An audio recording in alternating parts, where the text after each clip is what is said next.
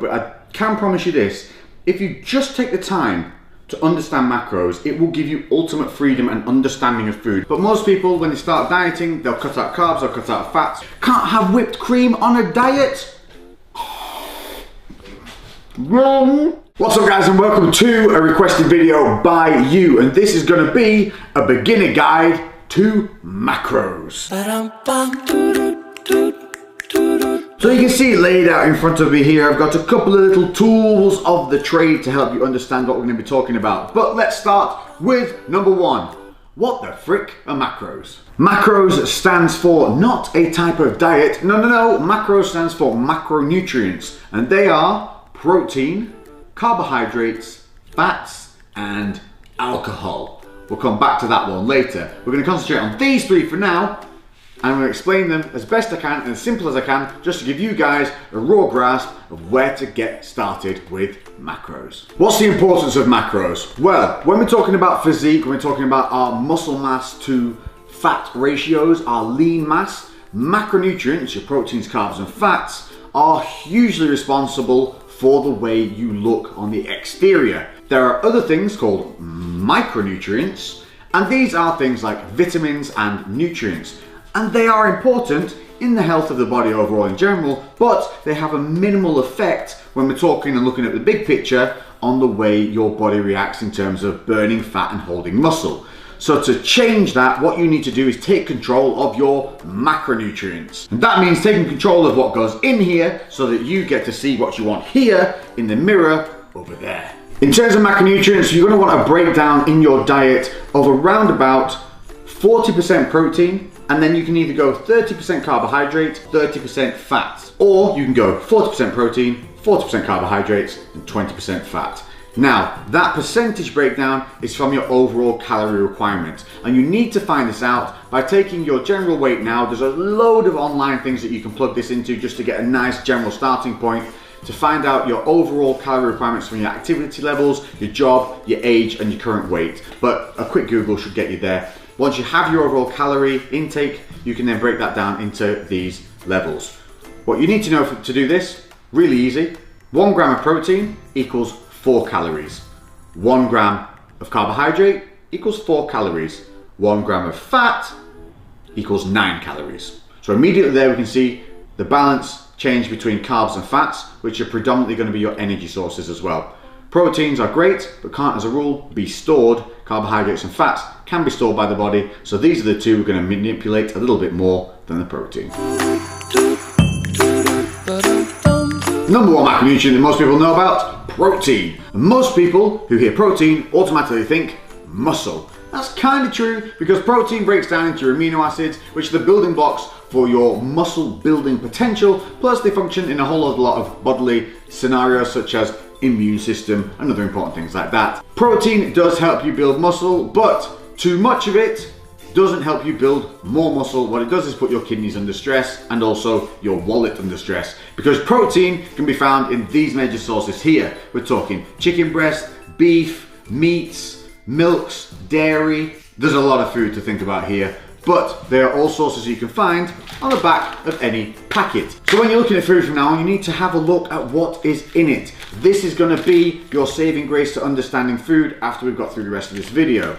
So when you're looking at meat such as chicken breast, which is the most common one we probably all eat, unless you're vegan, in which case that's a whole other story. Protein levels on this, we're going to see per 100 grams, and that's what you need to look at on most food. It's going to be a protein level of 22 grams. Now you're saying, hang on a minute, I've seen protein at 31 grams for chicken breast. And you'd be correct, because this is an uncooked weight. The 31 grams or 30 grams of protein per 100 is cooked weight of chicken. Now that doesn't mean that we get more protein as we cook chicken. What it means is water leaves the chicken breast, and then the overall weight, percentage-wise of protein in that weight that's left minus the water, is 33 grams per 100. But add that water back in, increase that weight overall, it brings it down to 22. Does that make sense? It's just a water loss thing. So, as a rule, all chicken breasts will have around 30 grams of protein in it. Same goes for kind of red meats, will be a little bit lower. They tend to be around about somewhere between 22 to 24 grams of protein per 100, and fish around about 20 grams of protein per 100. So you can find all this out on the back of packets. Now, as a good guide, if you're eating around about 150 grams of protein per day, you're doing okay. But if you want to turn it up a little bit and you're joining in on like a muscle building training regime, or you want to start getting into the fitness side of things, 180 grams to 200 grams of protein is absolutely fine for your standard male. Ladies, I would stick somewhere between 130 to 150 grams of protein a day. Carbs, the evil thing that's making the world fat. Wrong. Carbs are not your enemy. Uncontrolled levels of carbohydrates can be your enemy. It's basically, if you're putting on weight or struggling to lose weight, it's because you are taking in more than you are putting out, and it's that simple. One of the first sources that people tend to cut back on is carbohydrates, but they cut back without even knowing what they're eating in the first place. So before you start doing anything, you need to make sure that you are going to be logging your food and checking just what you're taking in a certain day. Now, it's not me being mean that's saying you have to start logging and tracking your food in some manner. That is just nature. It's the way biology works, and if you want to be successful, you gotta bloody well do it. There has to be some effort put in for you to see results, and one of those efforts is going to be monitoring your food. Now, you can do this in two ways. You can use a fitness app called MyFitnessPal. This one will help you to log your food. It has barcode scanning on it. It's super easy. It remembers everything that you eat as well, so you can relog things really easily. You're also going to need a little helping hand from a set of scales. Sounds horrible. It's not. All you're going to do is weigh overall food for the day. So if you are taking food with you to work, what you can do is weigh the whole lot that you're going to take that day and then just log it. As long as you eat what you've logged in the morning by the end of the day, that's absolutely fine. But it's going to give you at least an idea of where you're at. To give you a little quick demonstration, I'm going to bring you in a little closer. Here we have some sweet potato. Per 100 grams, this is giving us, as sold value, per 100 grams, carbohydrate level is 21.3. Now, as to me, sweet potato is a good, sweet potato is a good source of micronutrients as well, because it's colourful. Anything colourful on your plate is going to be full of more nutrients than something that's beige or white. This, though, for me is a carbohydrate source. We know that because the fat level on here per 100 grams is 0.3. It's not, so basically per 100, if you think of it as a percentage, as 100%, that is 0.3% fat from that. What it is 21.3% carbohydrate, and there's a little bit of protein there, but it's all negligible. We're talking like 1%. So where's that other 80%? Well, the 70 odd percent that's left over. That's all made up with water content, fiber content. Don't worry too much about that. What we're concerned with is this usable amount of carbohydrate in that per 100 gram serving. But the thing to notice here is there's only 21 grams per 100. So obviously we can take this potato here, we can weigh this on our scale, bam. It's going to come in at 206 grams. Now, just to make your life easier, let's call it 200 grams. We know 100 grams has 21.3 grams of carbohydrate in it. Thus, a 200 gram serving of this potato here has 42 grams of carbohydrate in it.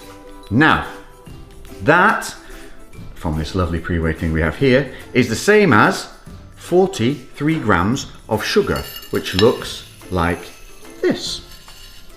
And this is a raw cane sugar. So, to your body, carbohydrate level wise, this and this are absolutely identical. This is going to make you feel real hyper real fast and then crash you out and leave you hungry. This is going to be way more satiating and way more hunger filling. Is that a way of saying it? Hunger filling? It is now.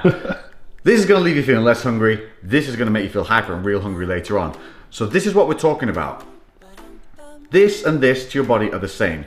People would have you believe that sugar is evil, it's all bad, ignore it, cut it out your system.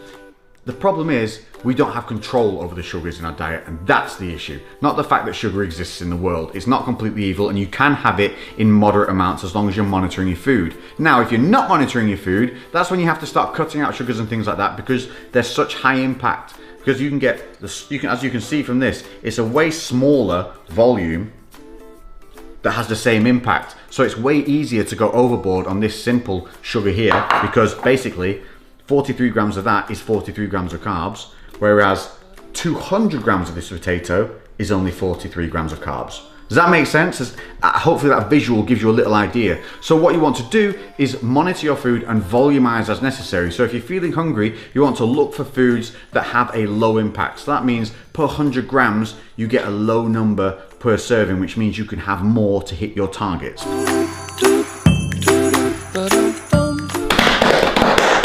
Fats! Now everybody's scared of fats because fat is the same word as what you associate with being out of shape. But fats are good. They help support hormone levels, and also they help keep you satiated. They help stop you feeling hungry because per gram of fat you get 9 calories. So they are more of a high energy source than a carbohydrate gram for gram.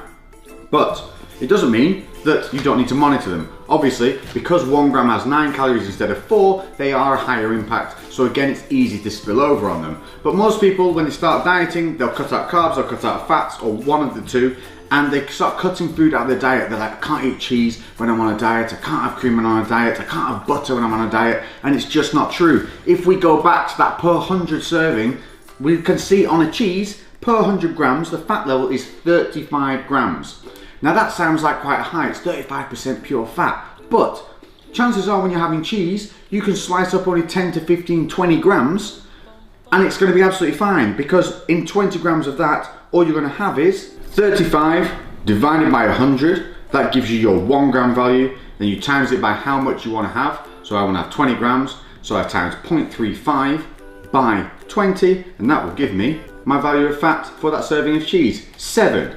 Now, as a standard, most men and women wise should have around about 35, 40, 45, depending on how tall they are and their body weight. Men tend to have more around about kind of that 50 to 65 range if they're on the lower fat diets or lower fat kind of intake.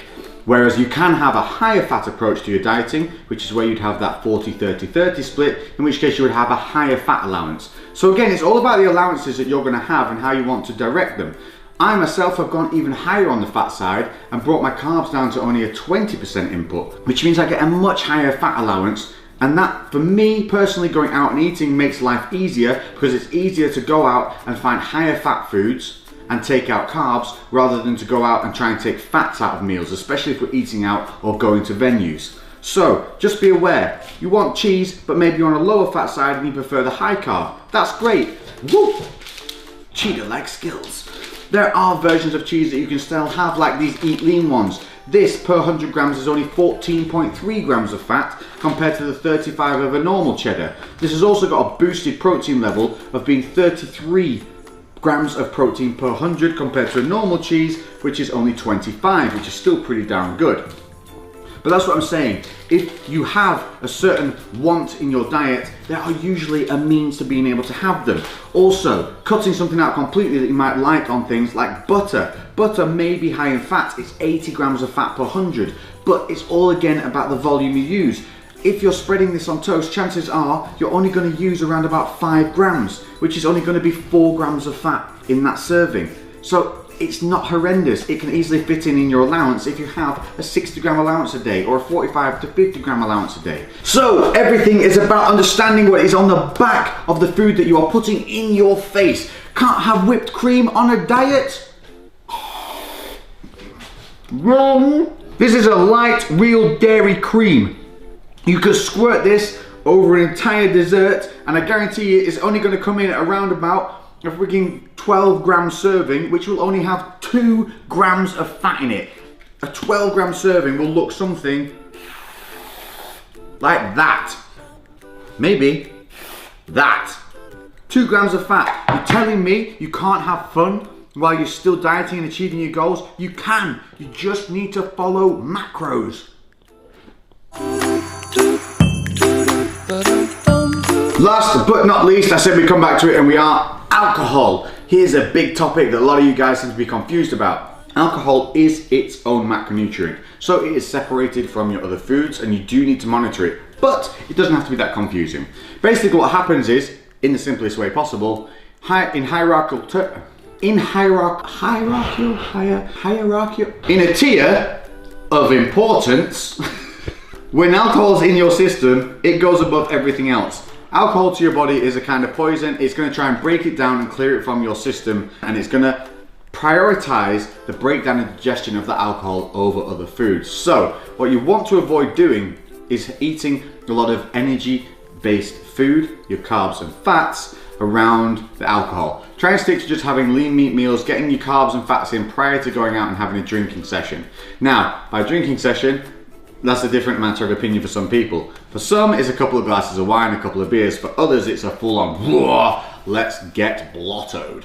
Now, I can tell you, you cannot be going out and getting smashed all the time on alcohol and expect nothing negative to happen. It's going to. But if you want to go out and control your drinks, have 1 or 2 glasses of wine, have some beers or vodka or whatever, that's absolutely fine.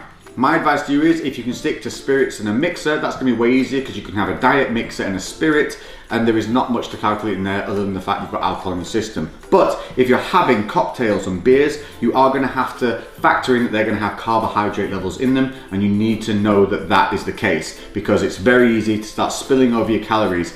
And a great way of dealing with this is to bank your macros. Yes, that means you can save macros for later in the day. And if you don't know how much, then you can just pull back on your carbs. If you want to go out and you know you're gonna have quite a few drinks, you can just sacrifice 50% of your carbs and save it for that night out. It's completely up to you. You can judge what you think you want to save by having a look at what's in a single drink and going from there. But it's a sacrifice you make in terms of staying in shape. So you know you're gonna go out and have fun and have those excessive things. That's great, and you make the sacrifice of not eating as much that day from that certain source that those excessive things are gonna pile into, and thus you balance your life, and that's what it's about. Balance is key, consistency is key, but more than anything, knowledge and power. And one final thing, don't worry if you screw up. Just stop, reset, and learn from the mistake.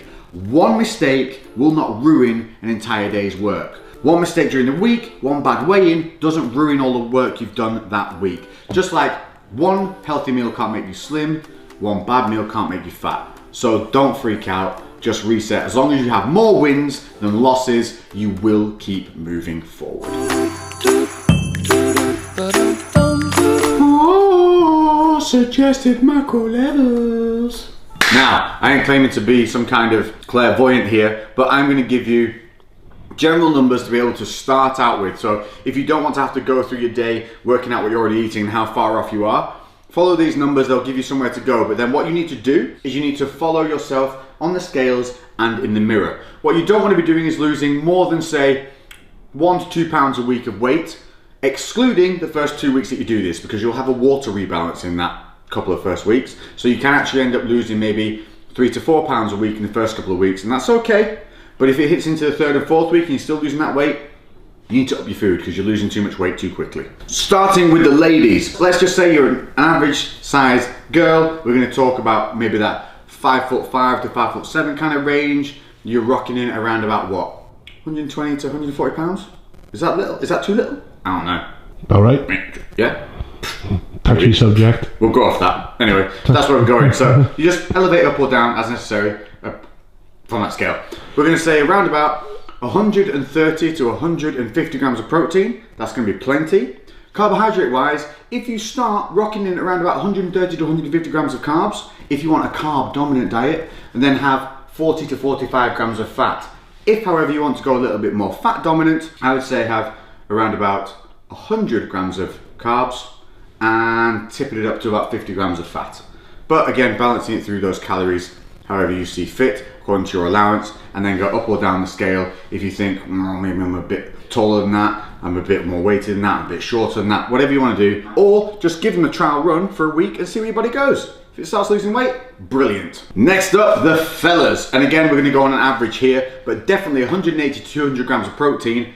That's fine. It's definitely going to hit all your base levels. It's probably, for some of you, going to be even a little bit more than you need, but it's also not going to be unhealthy and not going to be putting your kidneys under stress. Carbohydrates, if you want to be a carb dominant kind of diet, I would say for a cutting level, somewhere between 250 grams of carbohydrates should start you off on a decent level. Fats wise, let's start around 60 to 65. If you want to be a little bit more fat dominant, cut those carbs down to around about 170 to 180 and stick those fats up to around about. See how you go from there, and then obviously adjust up or down as necessary. Rules for both guys and girls. If you're going into the gym and starting training to lose weight, do not cut your food and start cardio at the same time, because what you're doing is you're using all the tricks in your bag, and if you load them all in at once at the beginning, you're going to give your body nowhere to go later down the line. So along your journey, If you up your cardio, leave your food the same, give your body a week, you're going to take the average of your 7-day weights. So you're going to weigh yourself every day, but you're not going to give a shit about that single number. You're going to weigh it for 7 days and going to take an average across the board. Then do the same the next week and you're going to measure those averages against each other. If weight's gone down, great. If it stayed the same, let's adjust. If it's gone up, if that's not your goal, then obviously we need to adjust even a little bit harder or increase our activity levels. So that's your choice. You either increase activity or bring down food, not both at the same time. So there we have it. It is as simple as I can make it for now. If you want to know a little bit more, let me know in the comment section below specifics you'd like to know. Has anything confused you? Have I missed any points? I'm doing my best here to just kind of dumb it down a little bit so that you guys are able to feel like you can just jump into this and really give it a good go. But I can promise you this, if you just take the time to understand macros, it will give you ultimate freedom and understanding of food, because it makes you look at what's on the back of a label. It makes you look at what's in your food, which then gives you knowledge, which then gives you freedom, because over time you will just know. You will start to learn about portion sizes from weighing the food. You'll start to know what's in something when you look at it on a menu. It will give you a rough idea, which gives you freedom. Rather than fearing food, you can control the food and you can make that food work for you. And that is a healthy attitude, and that's what you need to be successful, because this is a long-term lifestyle change. It is not an 8 to 12 week program where you're suddenly going to stop and hope that everything's going to stay the same. It just doesn't work like that. So there you have it. That is my basic breakdown for macros and understanding them, and I hope it's helped. Like I said, comments in the comment section if you've got any confusing points in there, and I'll try and answer them as best I can. Guys, if you know the answer to these questions, and a lot of you have been running macros for a long time and successfully, help each other out in the comment section. This is what it's all about, developing a community that we can help each other and come together and be better together. If you liked the video, if you're here this far, thank you very much. I hope it was what you wanted, and if it is, just hit that like, give it a thumbs up and share it. Help share the channel, share the knowledge, and let's start building a better place to be. I've been Lex, that has been Basic Macros, and I'll catch you in the next one. Boom, baby. Lately I've been doing shit different, cooking like a chef, I've been all up in the kitchen. Had to make a move, had to make a little distance. A lot of people tripping, they could never see the vision. Fuck that, tell them bounce.